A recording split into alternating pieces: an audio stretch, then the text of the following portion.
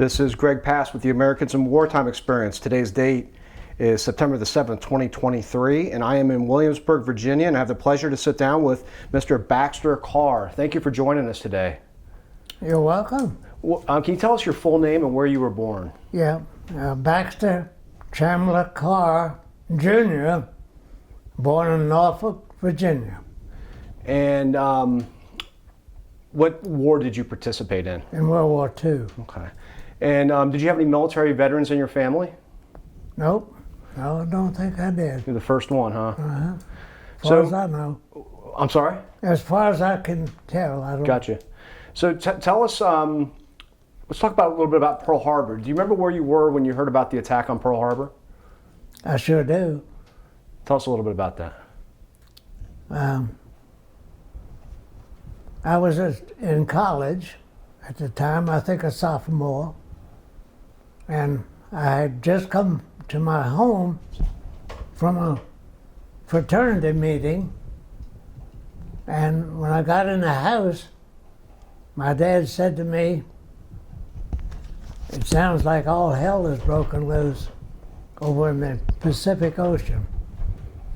And that's a long ways from home for me. And war was already on in Europe, and that was a long way in the other direction. And so I thought to myself, okay, I don't know anything about the war in Europe, so I guess I'll never know anything about the war out there in the Pacific. I'm right in the middle. And it didn't seem to bother me hardly at all. It just went in one ear and out the other. And I just went on at school, kept on doing my schoolwork in engineering. How old were you at the time? I was probably 20 and eligible and for the draft. I went on to Virginia Tech, now it used to be known as VPI. It's now Virginia Tech in Blacksburg, Virginia, and was a junior when my number came up in the draft. And it just so happened that juniors and seniors in engineering were being deferred at the time. And we were offered all kinds of what seemed to be a good thing, V6 and V7 in the US Navy. And I talked to my dad about it, and my dad said to me, my experience with the government is don't sign up for anything. So that was good advice, because those boys in college who signed up for the V6 were hauled off, told they were going to be put in midshipman school and become officers. That didn't happen. They signed up, and sure enough, they grabbed them and took them off and went to boot camp, and they stayed enlisted the rest of their life. I stayed at Tech and finished my degree in electronic engineering. It was a brand new word in those days, electronics was. And so when I graduated in December of 1943, that was early for me. I was the June '44 class, but in 1943, we had gone to school 2 summers. We had to go full year during the war. And I went 2 quarters and got out in December of '43. Went home. I hadn't been home 2 days when I got my greetings from Uncle Sam and telling me that I was going to be a wonderful, in the wonderful military, so get ready. And I did. I waited for them to give me a call, but not before I had decided I'm going to go see what I can do in the Navy at the Office of Naval Procurement. And they had an office in Richmond. I went up on the train and went to Richmond and went to the Office of Naval Officer Procurement, 5th and Carey Street, I'll never forget it. And they said, "Oh boy, are we glad to see you. And you got a degree in electronics?" "Yeah, I do." "Oh my," he said, "we got a brand new thing here, radar, that we don't have anybody who we feel is capable to get into it, and here you are. You just dropped in right in our lap." And I said, "Well, that's a good thing." So they gave me a physical and everything else right there on the spot. And they immediately said, your application is on the way to Washington. As soon as you leave this building, it'll be up there. And this is 1944? 44, yeah. And it was quite a little story involved there, where the draft was after me, and the Naval Officer of Procurement was after me, and it was going to be a race as to who got me first.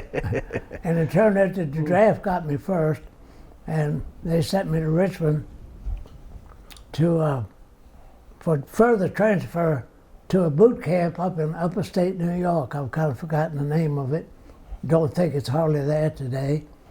But we got to Richmond, and there were a lot of us sitting in a long hallway in benches on both sides of the hallway, getting ready to catch a train to go up to New York.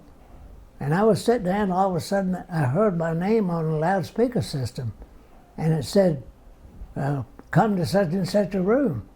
So I got up and went to that room, and there was a lieutenant commander in there, and he said to me, "I have a telegram here appointing you as an ensign in the U.S. Navy." And I said, "For heaven's sake, what do I do now?" And he said, "Well, I'm going to swear you out as an apprentice seaman in the U.S. Navy and swear you in as an ensign in the U.S. Navy. I've got your orders right here for you to report to Bowdoin College in Brunswick, Maine, and MIT in Cambridge, Massachusetts, for training in radar." And he said, "Well, I said, "What do I do now?" He said, "What do the orders read?" I said, "They read, be it Brunswick, Maine, in whatever a month down the road was, March or whatever." And he said, "Well, go home and stay until March, and then go up to Brunswick, Maine, and get yourself a uniform." So I went back home, and oh boy, were my parents glad to see me. They thought they'd seen me for the last time, I think, when I left home that morning. And then I got there, and I had to go downtown and buy a uniform, and I didn't know what to buy. I had to ask the man in the store what to buy. And they had some hats in there that I liked. It had a lot of gold braid on the brim. I said, "I like that hat better than the ones that are plain." He said, "You don't get one of those hats." "Not yet."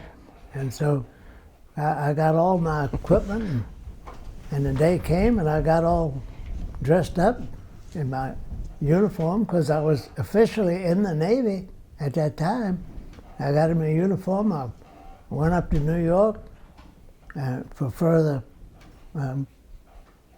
train ride up to Brunswick, Maine. And that night I went out walking on the street, and here I am walking down the street, and 3 young waves, girl Navy people, were walking towards me, and they all threw up their hands in a salute. And I had not saluted anybody ever in my life, so I threw them a salute. And then I turned around and called them back. I said, "Do you know that's the first salute I've ever gotten as a Navy officer? And so I got to pay each one of you $1. So I gave each one of them $1. That salute cost me $3. And the next day I went on to Brunswick, Maine, and went up there. I got married while I was home, as a matter of fact. And my wife was, I went up there, got it straight. I went up there to go to indoctrination school at Fort Schuyler in the Bronx, New York. And that was when I met these 3 waves. So I came back home after orientation, and I had gotten married while I was home during that 1 month. And my wife and I got on a train and headed for Brunswick. And we got up there and we found a place to live. By hook or crook, we did. And we met quite a few other fellas. And Brunswick, Maine, the Bowdoin College was what they call pre-radar. And there was quite a few people in my class, and very few had the training that I had.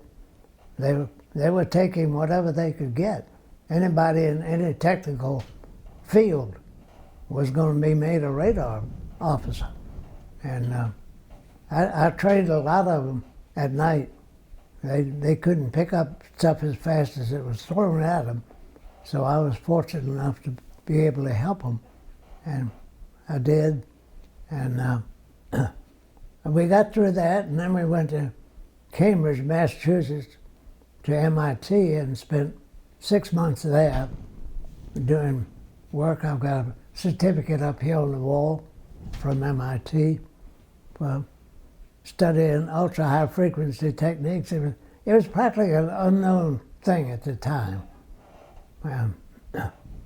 All of the tubes, the ultra-high frequency tubes, and all of those had not been developed yet. And we had a lot to do there at MIT. Had good professors, and they taught us a lot. And after I finished at MIT, I got my orders to go to a place called Pearl Harbor, TH. And I didn't have any more idea where Pearl Harbor, TH was in the man in the moon. I later found out that it was Pearl Harbor Territory of Hawaii at that time. It was before it was a state. And so I got on a train to head for San Francisco for further transfer to Pearl Harbor, and left behind a very sad family, wife, parents, not knowing if they'd ever see me again. And it was a very sad thing, but I rode that train for 5 days to get out to San Francisco. Now you do it in, what, 5 hours? Yeah. It was 5 days on that train, and I didn't sleep for the first 3 nights. We slept in a Pullman car. Very few people know what that is anymore. What is that? Well, it's 2 bunks in a room, and you pull a curtain and get in a bunk and okay. change your clothes. Can you imagine laying down, changing all your clothes? Yeah. Well, but that's what we did, and we got into San Francisco 5 days later, and we hung around there until they found a ship for us to go on, and they were using anything that went out of San Francisco to put people on rather than troop ships and all that. And there was a Liberty ship that we got on, 7 of us. About 6 of us were brand new ensigns, never been to sea before in our life. And we got on that ship, that Liberty ship, and got off the coast of San Francisco, which is notoriously rough. Tides cause very rough seas out there. Oh, we got so sick, it's unbelievable. We were all 5 of us were in one compartment with bunk beds, I think 3 high. And we stayed sick for about 2-3 days. And finally we got well again. Went down to mess hall, had meals with the captain and the others. And that captain was an old seasoned guy. And one night he came up to our room and knocked on the door. And he said, I got a radio announcement that a Japanese submarine was following us. And he said, I think you better get yourself ready in case we have to abandon the ship. Oh my God, what do I do now? And we all did a different thing, I guess, I don't know. I had bought a knife in San Francisco in a cardboard, in a leather sheath. And I got that knife out. I thought maybe I could use that and strapped it on a belt. And we all went to sleep, and nothing happened. It turned out that this old seasoned Norwegian, I think he was, did that just to play a trick on us to make sure we knew we knew that it was dangerous territory. And turned out he had 500 pounds of high explosive torpedo warheads in that ship, moving them over to Pearl Harbor. And oh boy, we learned about that. And they were carrying a bunch of what they called a carry-all, Army vehicle that it was out on deck, and all day long we would go out and play cards in that carry-all automobile. And we kind of kidded each other by saying that we were one of the few people that ever went from San Francisco to Pearl Harbor in an automobile. It was pretty hard to do, you know, but we did. It just so happened it was on the deck of a ship. But it was interesting for us to do that, and we had an enjoyable time. And one day, one of the officers came down and he said, "Land ahead." And we all ran out to see land, and we didn't see land. He said, "Oh yeah, there it is. Don't you see it out there on the horizon?" No, we didn't see it. Finally, after a while, we did, but he spotted it right off the bat. And there's an interesting story that when we got to Pearl Harbor, it was on a Saturday, and the captain called in for a pilot to take him in. And they came back and said, "Oh no, today is Saturday and they're all off. They're on weekend leave and we don't have anybody here. And so you're going to have to anchor offshore." And that old pilot said, "I'm not anchoring offshore with all this explosive on here. I'm going in." And sure enough, he kept that ship headed in. And all of a sudden, after about, I don't know, time didn't mean anything at that time. A little boat came out, and it was a pilot on that boat. And they were yelling at him, "You can't, slow down, stop, you're gonna run into something," I don't know what. And that old captain up there said, "I'm not stopping. I know exactly how to get into Pearl Harbor. They don't need to tell me a thing. I'm headed in." And he meant it too. He was standing up on the bridge on one side, and me and a couple of guys were on the other side, and I'm telling you, his chin was straight ahead, and he wasn't about to stop that ship. So he kept on going. Well, the pilot yelled for a Jacob's ladder to throw it over the side of the ship. And so he did. The captain said, "Okay, throw it over the side of the ship." It was rough out there that day, and they were coming along in that little boat, and he missed that Jacob's ladder about twice before he caught it on the third go-around. And thank goodness he held on. He could have really been a mess if he had dropped in the water at that point. But he held on to that ladder, and he got in.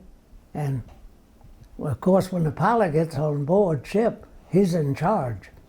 And he went straight up to the bridge. And oh Lord, yeah, he had to yell hard left, "Lord, are you going to run into this and that?" And the old Norwegian captain just stood there like a statue. He didn't look in his direction of nothing. It was really funny to see. And sure enough, we got in, and they said, "We don't have any longshoremen to unload this thing." And you bet your life, when they found out what was on board that ship, when we got into Pearl Harbor, they had longshoremen, and they unloaded that thing all night long.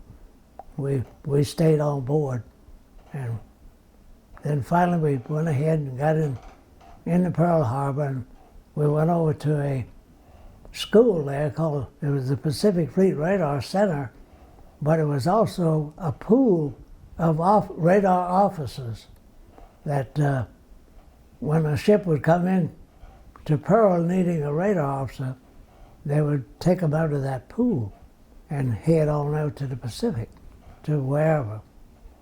And I got out there just about the time they were cleaning up in Iwo Jima, and the next stop was going to be Okinawa. And so I knew they were getting ready for Okinawa. And I figured that would be my place to be. And we had maybe 10 or 12 at the most officers in the pool at the time. And while we were at the school, we would get, it was an enlisted man's school, and we would get radar techs coming in for training, and they used the officers that were there to train the new enlisted people in how to maintain radar equipment. And we spent a lot of time with those fellas, and they wanted to learn badly. So it was a nice thing to do, and I don't mean to be bragging about it, but I was good at it. And they all lived, and I loved to teach people things.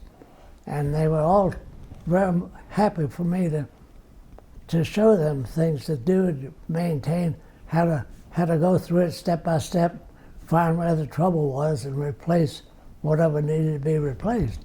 So we went through a lot of that, and I knew my time was coming up, and one day I heard the officer in charge call my name, come down in his office, so I did. And when I went down there, he said, "Mr. Carr, my staff and I have been talking, and we would like for you to remain here as an instructor rather than assign you to a ship." And I said, "For heaven's sake, how did that happen? The Lord has shone down on me one more time." Well, I didn't particularly want to get on a ship and get hurt. So I stayed there at that radar center for the rest of the war. I was one of the 20 who supported the war effort back home. They always said it took 20 support people for one man on the front line, and I was one of those 20. And I always said, you know, I didn't really contribute fighting, because I never fired a shot, and I never got shot at. But my kids always said to me, "Dad, just think about all those boys that you trained who probably saved their ship with radar equipment, and tell them that there was something coming at us, and we could identify it, and they went out and saved the ship that way. So that's what you did. Indirectly, you might have saved a whole lot more than you think you did." So I made a pretty good thinking about it that way. And I don't know, I just kind of thought earlier on that my contribution was not very much, but I guess it was, as I think about it more and more. And as time goes by, you realize, yeah, you did have a big part to play. And now at my advanced age of 101, I'm going to look into that, see what I can do to help the country from this point on. I just hope we never have another war, because I was out there and I saw the buildup that was occurring for not only Okinawa, but the invasion of the mainland of Japan. And Pearl Harbor was filling up with ships. I mean, there was just room enough for a ship to get through Pearl Harbor and find a place to dock. It was so many in there. It was amazing, the number of ships. And after the war was over, I was privy to read a very top secret, I'm sure, thing that was written, and it was the plans for the invasion. And they had estimated 1 million casualties, American boys, in that invasion. And they have to do that when they're doing their planning, how many casualties there will be. And that's not including the Japanese, because they were going to fight to the last man, so you can bet there's going to be another 1 million or 2 killed. And I always look back to Harry Truman having to make a decision to drop the atomic bomb. And I thought, what a terrible decision to have to make. And by golly, when you got to think about it, how many of us were going to be killed if we didn't? And they'd tell me that there was about 125 or 150,000 killed with each bomb that was dropped. And that was a total of 300,000 as compared to 1 million. That's an easy decision for him to make, wasn't it? Now, many of those that were killed were women and children, but that's the way that had to be. That was ancillary, side. You just had to work, you had to pass that on. Anyway, he didn't have much of a decision to have to make. And the Japanese, after the first one on Hiroshima, they came back and they were ready to surrender. But they wanted to do it under certain conditions.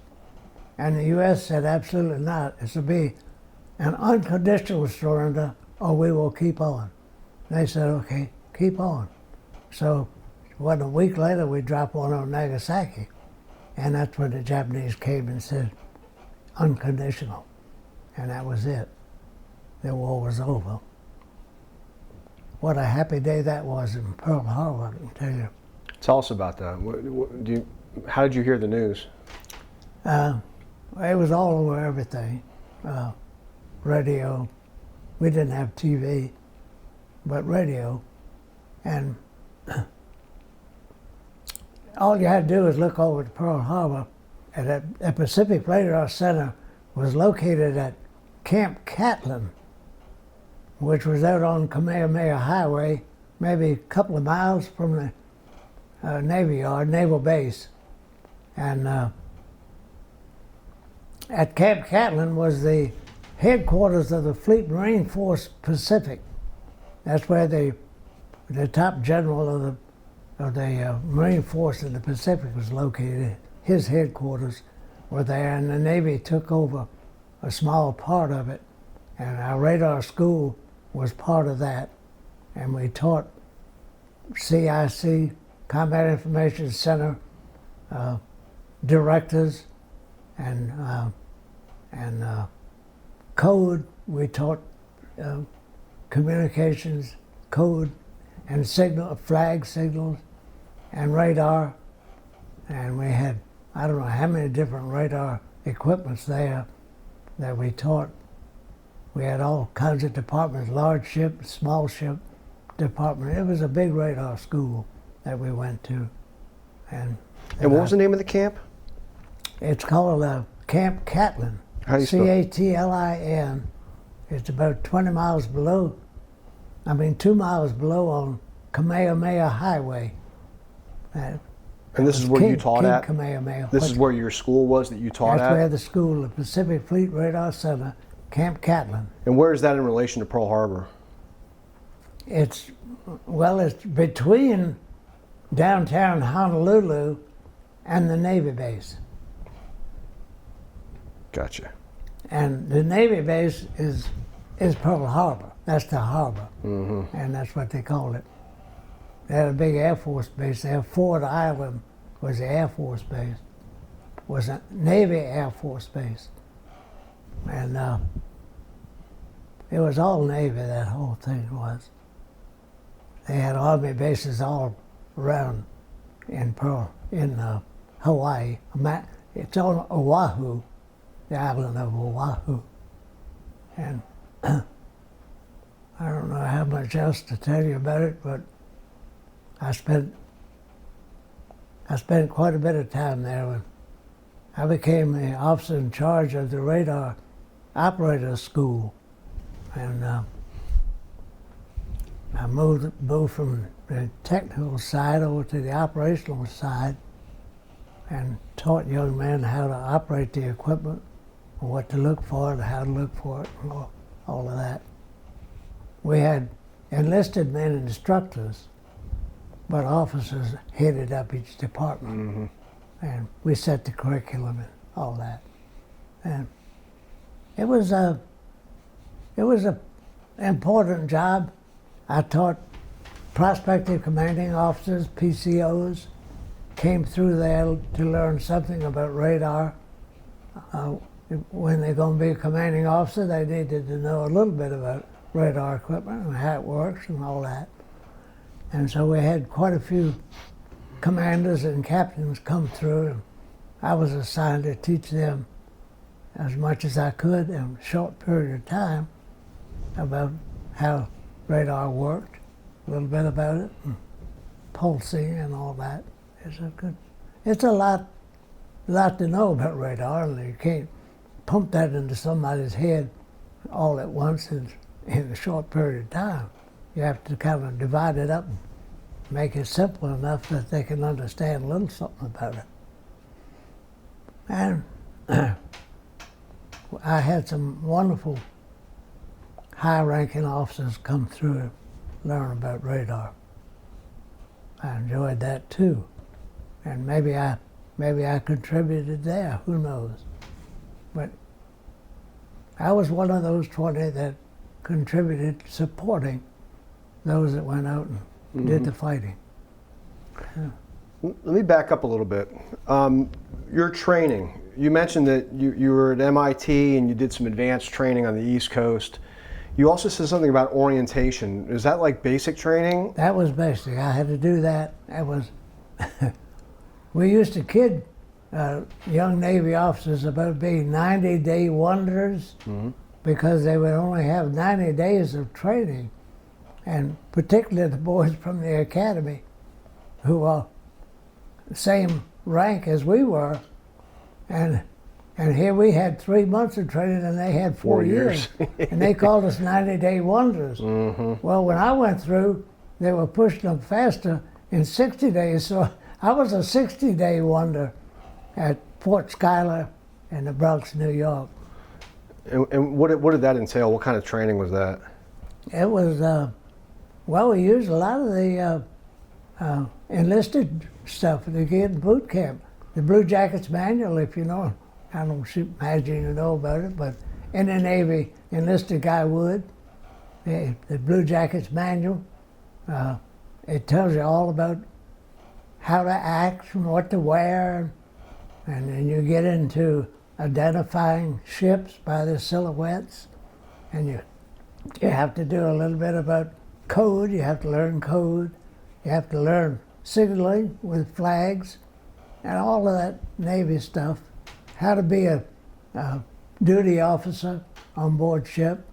And you had to go through the whole thing of getting used to being in the Navy, including calisthenics up on the roof in February in Bronx, New York, with the coldest kind of wind coming in off the lake out there, and freezing to death and doing calisthenics at the same time. And we did that every morning. And you also had to learn how to sleep in a room with 70 other men who began snoring about 1 minute after they closed their eyes, and in about 5 minutes it sounded like a monkey house. You had to learn to go to sleep with all that noise going on. So you learn a little bit about the Navy and orientation.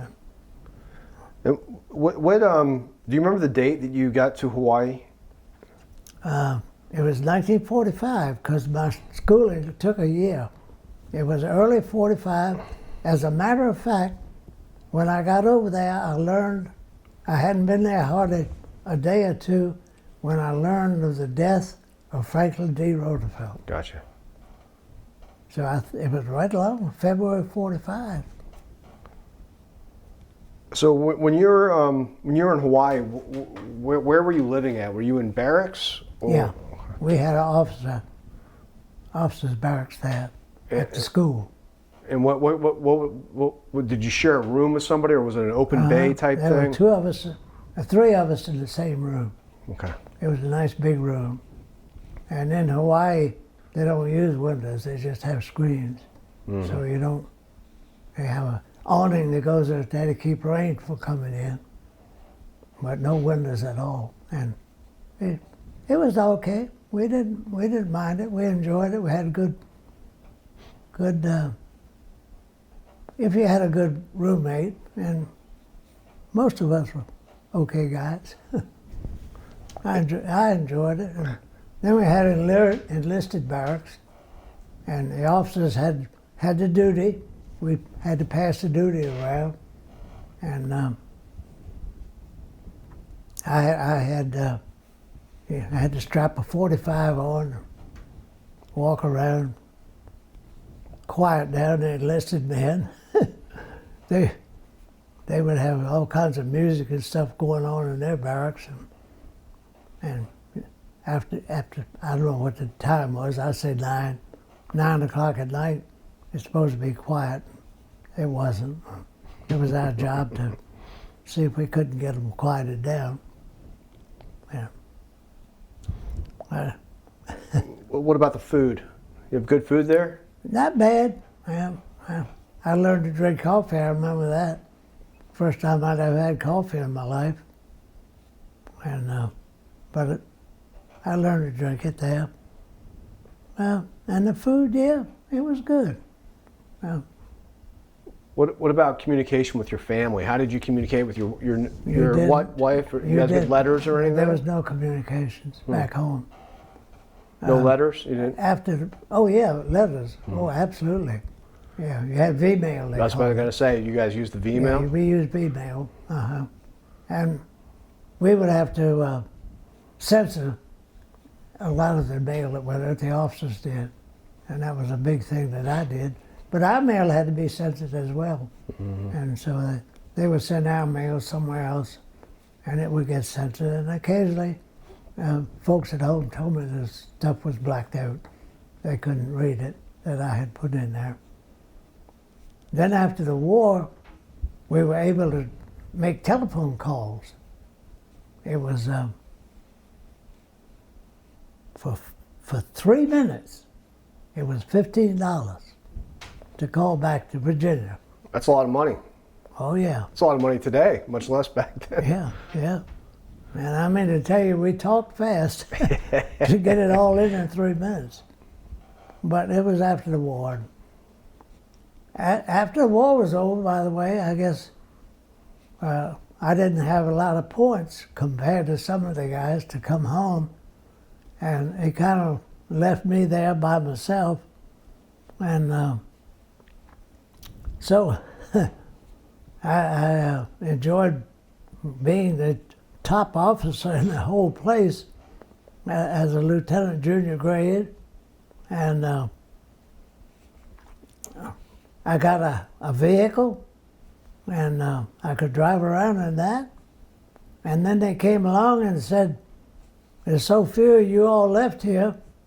I wonder if we could entice you to stay on 6 months if we were to tell you that we give you a spot promotion." And I said, "Oh, yeah, that's and not only that, but if you can find a place to live, we'll bring your wife out, or whoever you'd like for us to bring out." So, boy, that sounded pretty good to me, 6 months. And I signed up for it. And so my wife got out there. And we had a most enjoyable time. I got a picture on the wall up there. She and I with the Pearl right back here on the wall.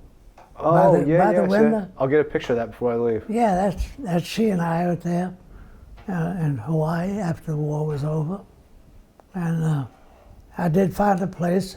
One of the guys at the school he had a place downtown, Honolulu, and he was getting ready to leave, and I said, "Can I get you a place?" He said, "Absolutely."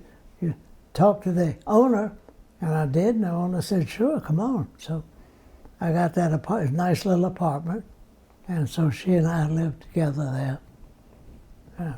It was, and I had a car that I drove home every night to Honolulu from Camp Catlin.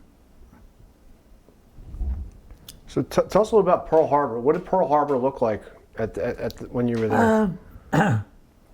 It was in pretty good shape at that time, really. Of course, the ships were still sunk there, and they later made, as you know, made quite a thing out of the sunken ships there.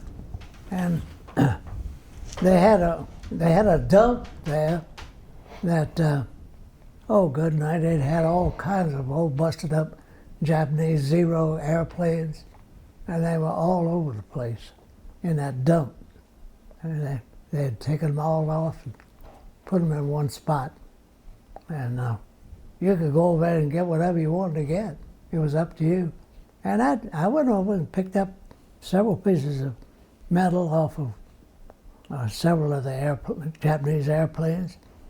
And I've always been a kind of craftsman of sorts, and as a craftsman, I enjoyed using them for all kinds of stuff that I made for me and my family. And I was kind of proud that it was from a Japanese plane that had bombed Pearl Harbor. Do you have any of that stuff here? I do. I have some of it. Yeah. Very neat. Some in the other room there, as a matter of fact, that I made. And I think there's some stuffed away in the closet back there, but I got one right there. If you want to see it, I'll be glad to show it to you. Yeah, I'd love to see it. So when did you end up getting out of the Navy? When did I end? When did you get out of the Navy? When? Yes, sir. 46. 1946? Uh-huh. Remember what month that was? Actually, we just... September. September, I think it yep. was.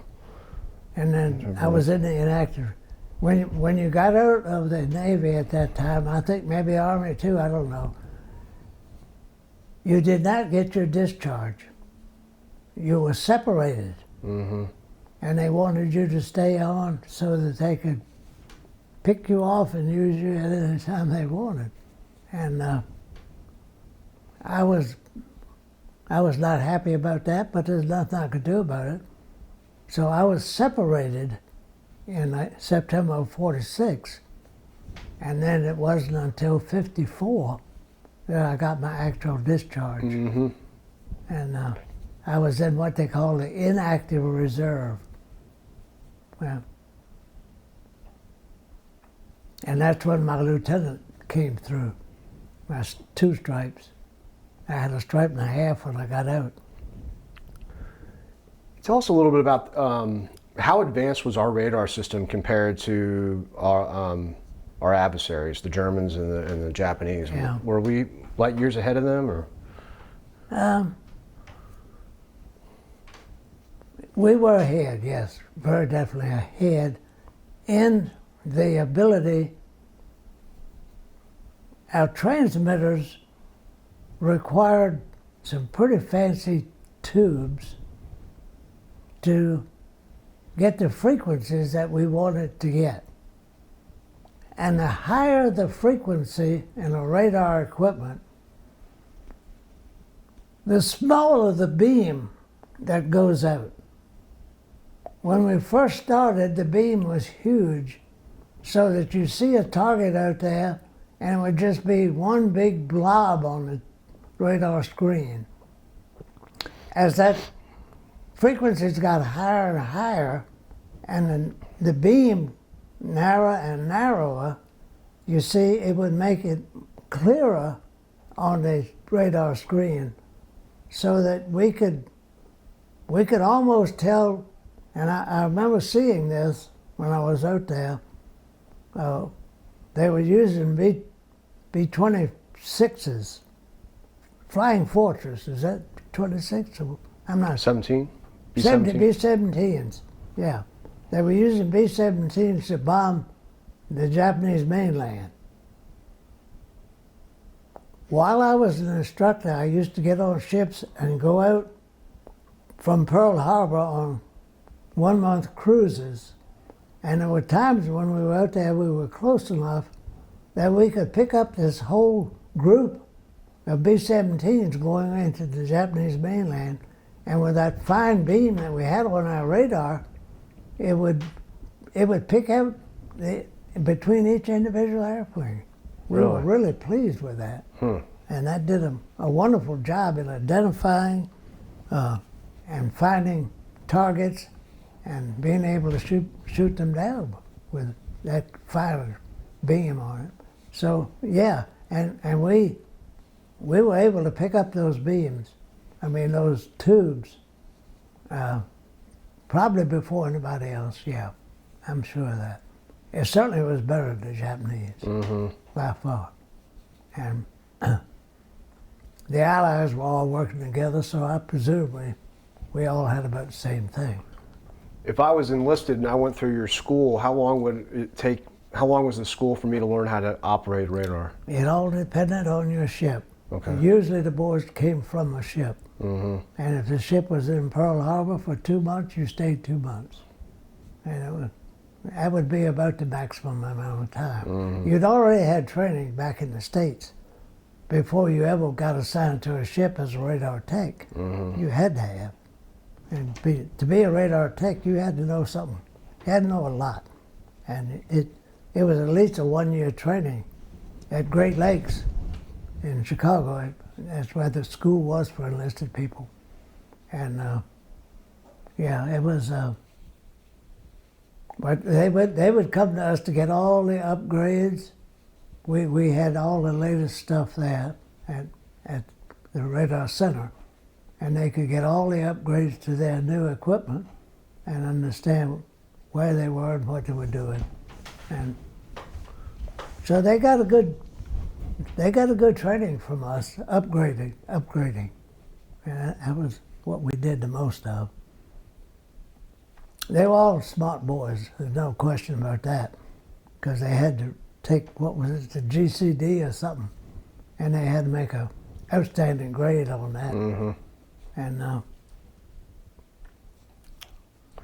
so how do you think your experience in the military and your training helped you out in the rest of your civilian life? You worked at NASA, is that right? I did. I went to work for the Navy first as a civilian, and as a civilian, I was not doing exactly what I had been doing in the way of radar. I worked on developing a 2 million volt X-ray machine, and it required a lot of electrical engineering to do that, but not so much in terms of radar equipment at all. So after doing that for about 10 years, I realized that NASA required some radar people, and I joined up with NASA to get back into radar, which I did, and I worked at the Langley Research Center in Hampton. So I really almost came back home and lived in Yorktown a little while and then moved here to Williamsburg. Built a house here. That's when we started our family, and we lived in downtown city of Williamsburg for 22 years. But I traveled back and forth to the Langley Research Center in Hampton all day, every day. How many years did you work at NASA? About 20, yeah, right at 20. And it was I had a most enjoyable time at NASA. It was, you know, it was in the days of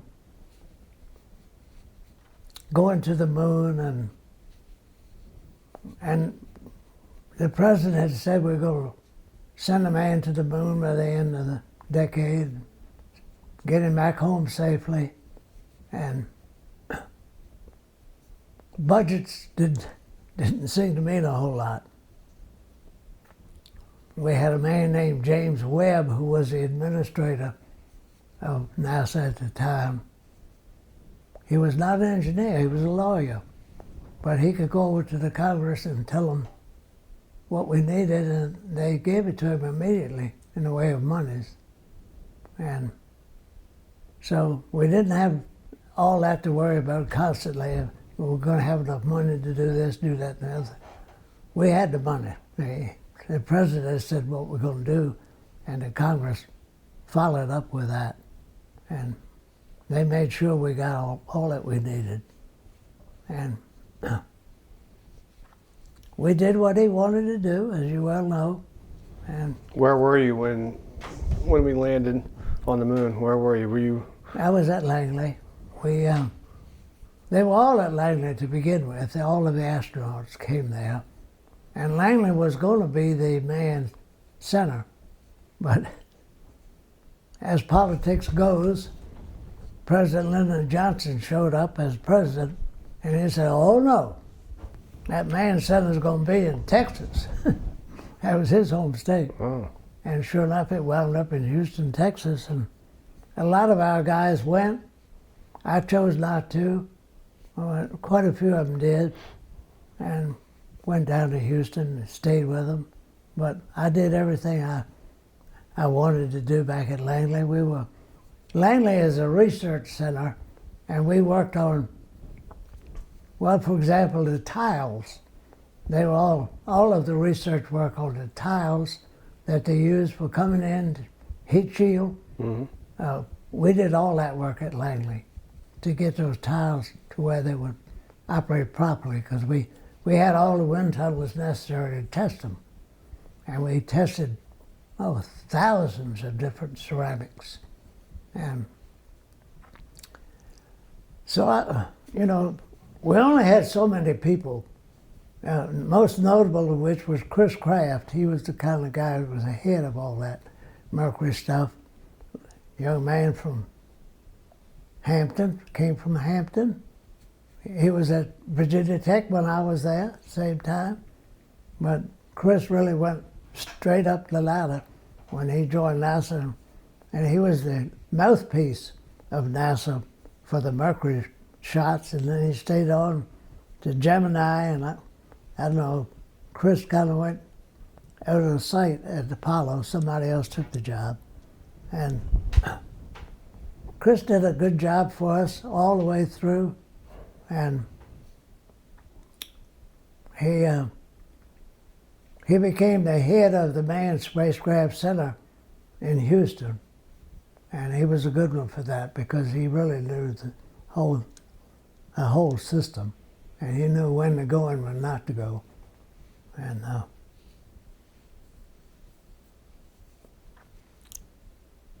lot of times, and we made one big mistake, of course, when we sent the teacher up in the one that engineers told him not to go. It was a cold morning. And sure enough, there was a big O-ring in there that froze up. And because it froze, it leaked. And that's what blew it up. And I don't guess American people will ever get over that. Well, unfortunately, we've been told by any number of people who were there that President Reagan said, they told him, there's a big risk. We don't want, engineers tell us not to launch. And Reagan said, we told the American people we were going to launch it, and we're going to launch it. And so he told them to go ahead with it, and that was a big mistake. But those things happen, I guess. You can look back on them and say why, but you can't criticize it. You got to make a decision. You have to make a decision, and that was his decision. So, yeah, it did. Did you find that in your civilian career that you relied a lot on what you learned in the military, or work habits, or? Oh, sure, absolutely, yeah. my work in the military was anything but what we generally think of as military. It was more technical than anything. Mm-hmm. And for example, when radar goes out on a ship, the captain wants that thing working in the next minute, a minute and a half. He can't do without it. And so we were under the gun to get radar equipment working. And it taught us a lot. It taught us a lot, I think. And that was when didn't matter whether you were an officer or an enlisted man. You were in there to do a job to get that radar equipment back working. And I don't care who you are or what you got pinned on your collar. That means nothing. Mm-hmm. So we were more technical than we were military, really, in that side of the Navy. It was, and not only that, but as radar officers, they didn't allow us to stand deck duty. We couldn't be officer of the day on the ship at all. We had to stay right with radar equipment. Mm-hmm. And I don't know, it was things like that that it kept us from being what you normally think of as military. We were technical, and that's what we were as civilians. We continued on in our technical work. I don't know how better to explain it. How would I very rarely ever wore the pins on my collars when we were working on stuff. It didn't matter. Mm-hmm. We got to get this thing going. I don't care whether you're a lieutenant or a third-class seaman. We got to make this thing go. So let's do it. And we're working right straight together all the time. if you had a conversation with a young man or a young woman and they said they were thinking about being commissioned or even enlisted in the Navy, what advice would you give them on how to be successful in the Navy? How to be successful in the Navy. Yeah. Number one, be serious about your job. That's a very important part. Be serious about your job. Because if you're serious about your job, you're probably going to do a good job. And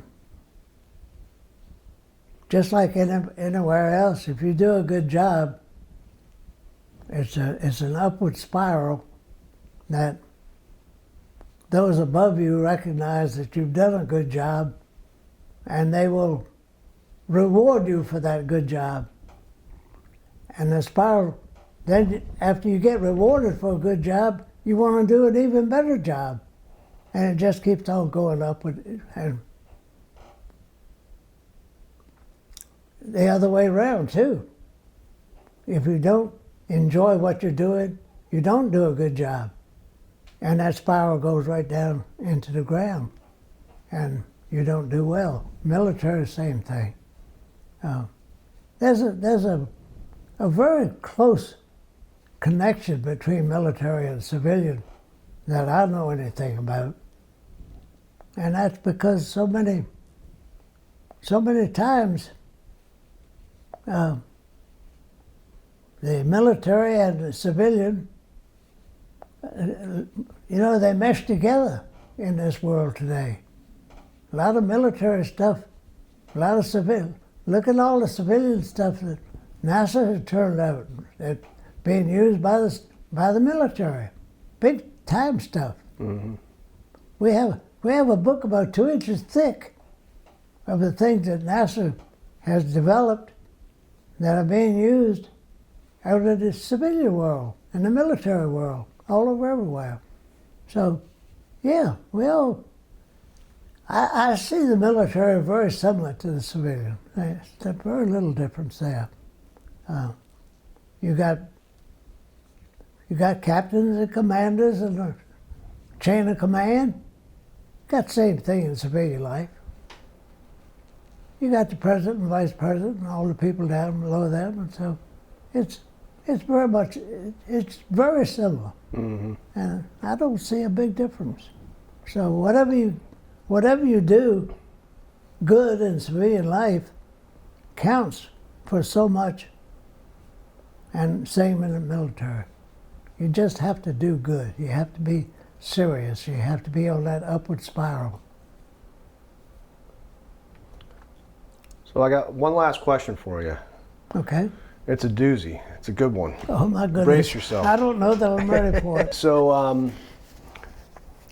we're videotaping this conversation right now, this interview. It's on video. We're going to send you a copy of the video. Okay. And we're also going to give you instructions on how to submit it to the Library of Congress for the Veterans History Project. Okay. Where's your last question? It's a doozy. This is a doozy. I'm getting. Oh, you're getting this to is it. it. All Yeah. right.